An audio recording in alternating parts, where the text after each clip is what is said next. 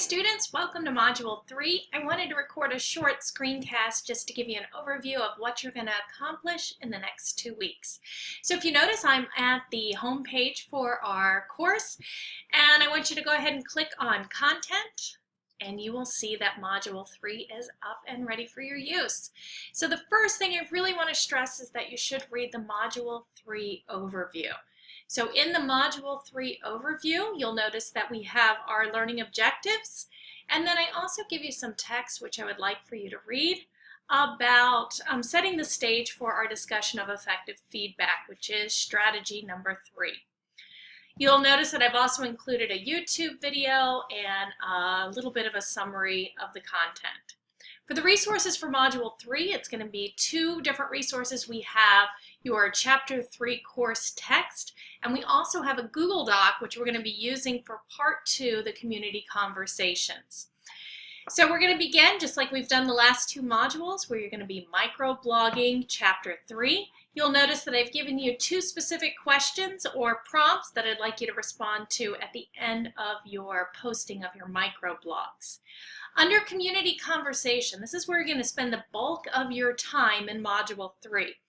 You'll notice that I talk about a Google Doc, which we're going to be using, so I'm going to go ahead and click on it. Inside the Google Doc this week, I have a list of 10 different formative assessment technologies that you are going to be reviewing. So if you notice, it has, for each one, the first technology is Plickr. I give a place for you to write your name. I give you the URL where you can learn about the tool. I also give you a QR code where if you have a smartphone or a tablet, you can scan.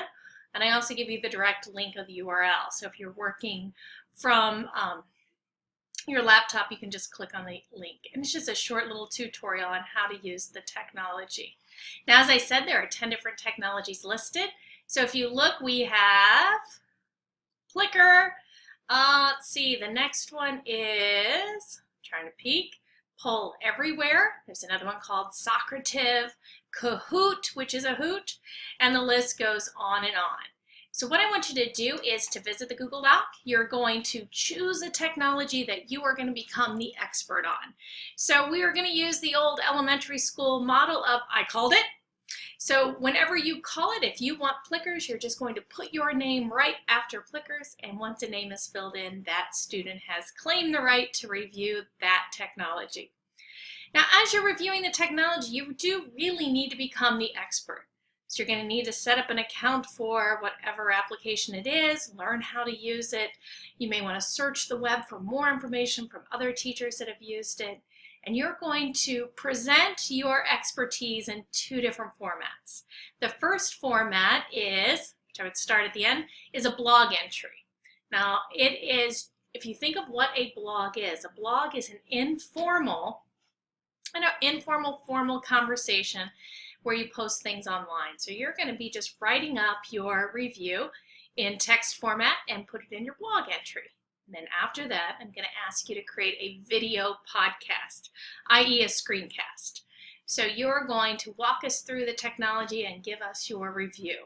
Ideally, if I were to give myself a time limit, I would keep it under 10 minutes, your review. So be thoughtful in how you review the technology.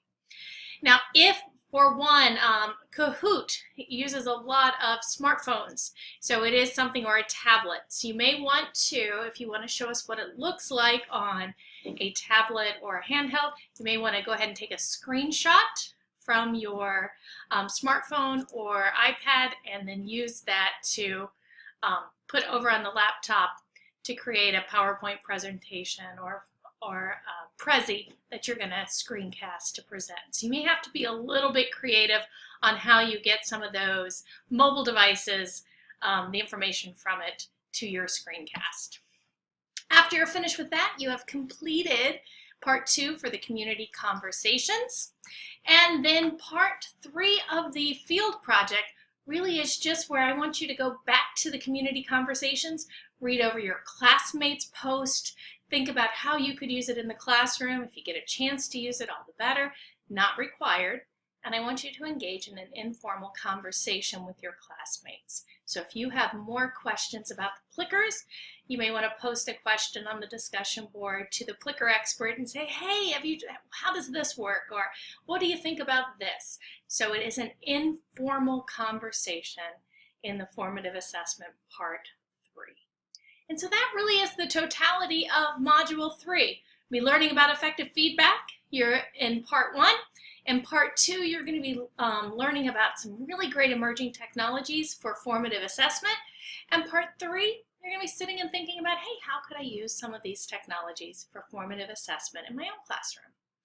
Other than that, I look forward to meeting you online in Module 3. Thank you.